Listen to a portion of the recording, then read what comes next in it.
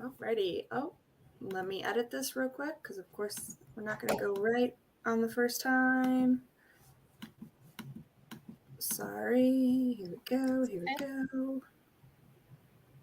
Alrighty. Now we should be rocking and rolling. Awesome. Hello and happy Monday. Welcome to another Purse Strings Lunch and Learn. My name is Maggie Nielsen, and I'm a partner here at Purse Strings. All month, we're talking about different things about investments. So today we're going to be talking about assessing risk. And so for those of you who are new to Purse Strings, we're all about tips, tricks, pieces of advice to help women be financially fearless. And then when you're ready to start investing or even just talking about your risk tolerance, maybe you're getting married, getting a will, maybe getting divorced, we have top tier financial professionals willing, ready, and able to serve you. We call those our Purse Strings approved professionals, and Ginger is one of them. So we're so excited to have her on today to talk about assessing risk. But before we dive into all of that, Ginger, could you give us a little intro of who you are and what you do? Absolutely. And thank you, Maggie, for having me on today. My name is Ginger Redeker. I'm based out of Columbus, Ohio, and I'm a financial planner, financial advisor, certified divorce coach, and a divorce care ministry leader. So that's a little bit of my background. And I've been in the financial industry for almost 10 years. Wow. Well, we're excited to have you on today to talk about assessing risk because this is a huge thing in investing, as we know. But we hear a lot about it and don't always know, what does this risk assessment really means? I thought we're supposed to invest. I thought we're supposed to get money back. I thought this is just how it's supposed to go. So, kind of to start, what is a risk assessment?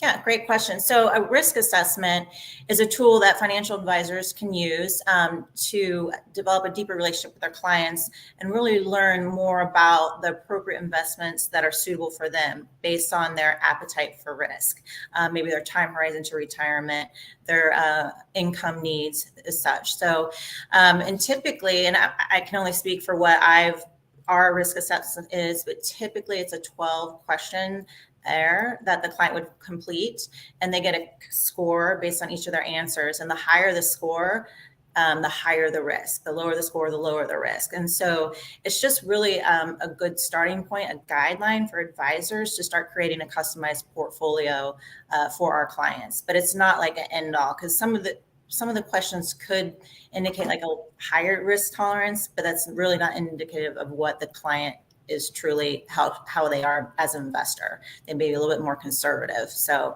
it is just a good guideline to start with. And so what it sounds like to me is that you often take a risk assessment, but you also kind of do a that's, like you said, not the end all be all. You do a talking collaboration to make sure you understand that even though this is what this one score says, we want to make sure, you agree with that. It's aligned with you and kind of your goals, right? Yeah, absolutely. Because it's really about getting to know the client. The 12 questions, it's very general questions. And actually our firm has a financial ID questionnaire that really dives into the emotional behavior. And so that kind of gives us another level to really understand our clients and again, customizing that portfolio based on their emotional needs and risk tolerance as well. Yeah, that's great. I love that. We'll have to come back and touch on that one, the emotional side of it as well. And so is taking a risk assessment like a pretty normal thing when you work with a financial advisor? Is this kind of part of the process or something unique to your practice? It should be part of the process. Again, I would not have a client relationship without at least the risk tolerance assessment. And I can't speak for other advisors, but I'm assuming it is a common practice. It should be anyway, because you really want at the end of the day, really understand your client. And as an advisor, we have a duty to do that and develop a deeper relationship. And that risk assessment is just a good tool to get that groundwork laid for that relationship with the client. Definitely. And so what do these results kind of tell us? I mean, if we have high risk or low risk, what does that mean in the scheme of the plan that you make or the investments that you do? How does that kind of relate back? Good question. So there's 6 different categories that the client could be categorized as an investor. They're conservative, moderately conservative, moderate, moderate growth, moderately aggressive, and aggressive. So based on the client's answers to the 12 questions, they will fall into one of those 6 categories. And from there, we can start to construct a portfolio based on kind of their one of the 6 categories, right? So if they're super conservative, we're going to not put them in like growth tech companies. I mean, we're going to be a little bit municipal bonds, higher quality municipal bonds, or some fixed income CDs. And it, again, it is a guideline because we do have to make sure that they're invested properly to fund retirement, so they don't run out of money in retirement. But I kind of forgot what the question was. But it just helps us to place the right investments in the portfolio for the client. But that's not all we look at is the risk assessment. We do comprehensive financial plans too. So it kind of leads to a conversation if a client is very risk adverse and conservative, but we have to get some return in the portfolio. We have to have that conversation. And then we develop different strategy and buckets of investment and just educate the client on why we're doing this. And just to follow up and make sure that if they had questions or concerns, especially with market volatility, they see the statements, the balances are going up and down. So it's really like having that great relationship with the client to explain to them, go back to the financial plan, go back and review the risk tolerance questions too, to see if anything's changed. So, yeah. And that's why it seems really important, for this risk assessment for you to understand your clients, because otherwise, if your client doesn't really understand their investments, they could be calling you, like seeing the stock market being really anxious. And that's kind of what we're measuring is like, are you going to be okay? Are you going to sleep at night? Are you going to be comfortable with this? Just because I'm managing it doesn't mean, or, your advisor's managing it doesn't mean you have no say, but how can you sleep at night? Because that's honestly a thing with money all the time. Right. And that's what we want our clients to sleep at night and not be stressed, right? We don't want them checking their portfolio every day throughout the day. And, because in the past couple of years, we've seen some wide volatility, wide swings, right? And so it is on the advisor to have that relationship and really explain in terms that they can understand and get them involved in making decisions too with the investments. So they kind of like can learn along with you and feel like they have a say, they have a voice, and that you are listening to them, right? Because at the end of the day, if they can't sleep at night and it's too risky, there's going to be somewhere like we can meet in the middle with a strategy that we can put together for that client where they have a little bit more peace of mind, but yet they're still going to be able to retire comfortably and have that income for retirement. Right. And so what if, you come to a professional and you work on this risk assessment, and you and your partner have very different risk tolerance? How do you kind of go about treating, these 2 clients who've kind of come in as a partnership? Mm-hmm. So if it's like a couple, like let's just say a husband and wife or significant other, typically they're not going to score the same typically.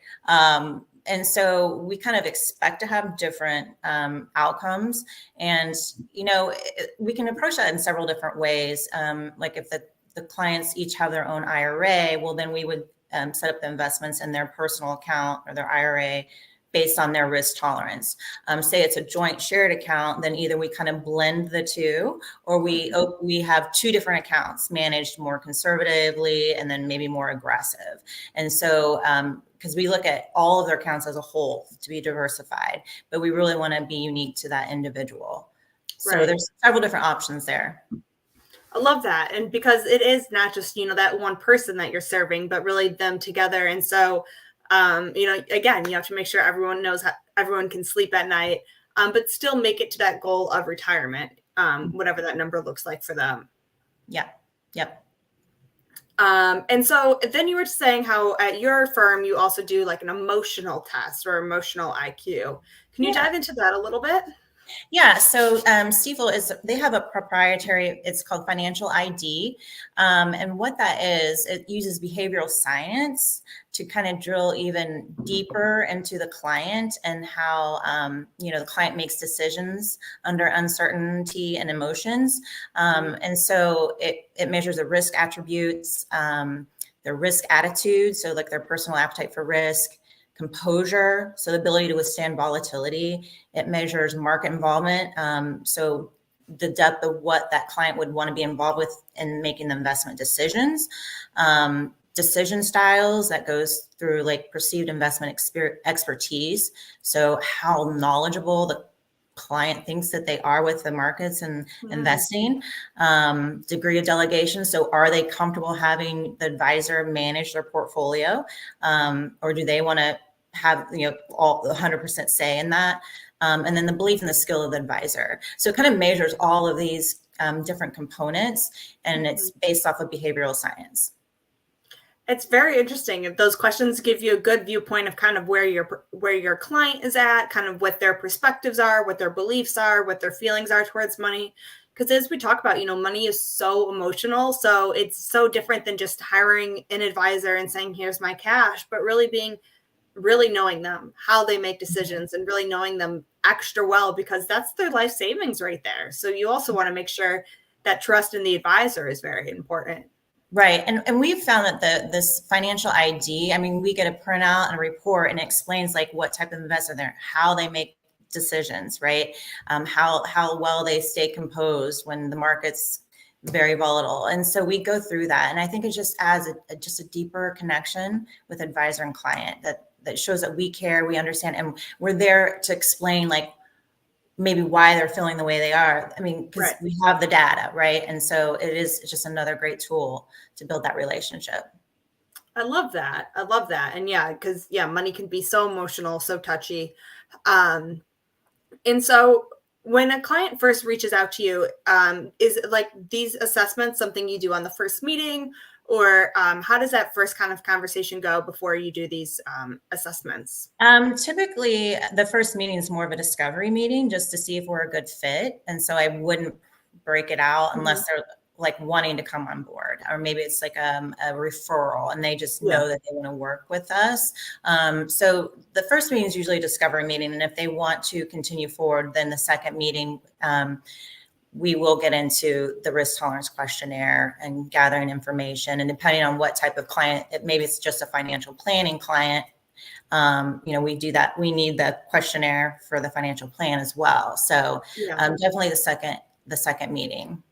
Awesome. This has been a ton of great information. What else about kind of risk or risk assessment have we not touched on that you want to make sure is shared today?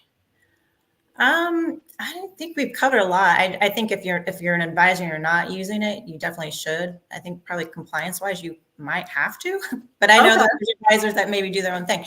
But I definitely think it's a good tool and a good starting point, and gives you guidelines to create that customized investment portfolio for your client.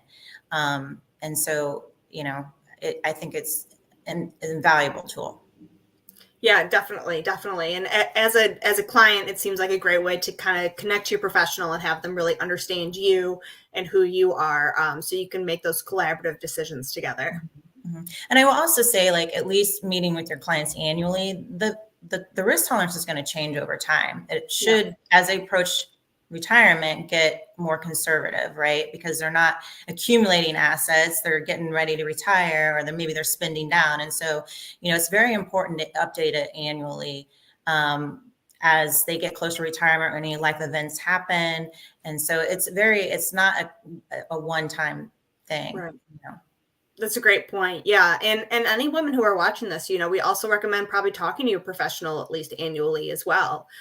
Even if they don't feel the need for the risk assessment every year, maybe things aren't changing as much, but making sure you have those conversations annually of just where you're at and how things are, and just checking in, things like that.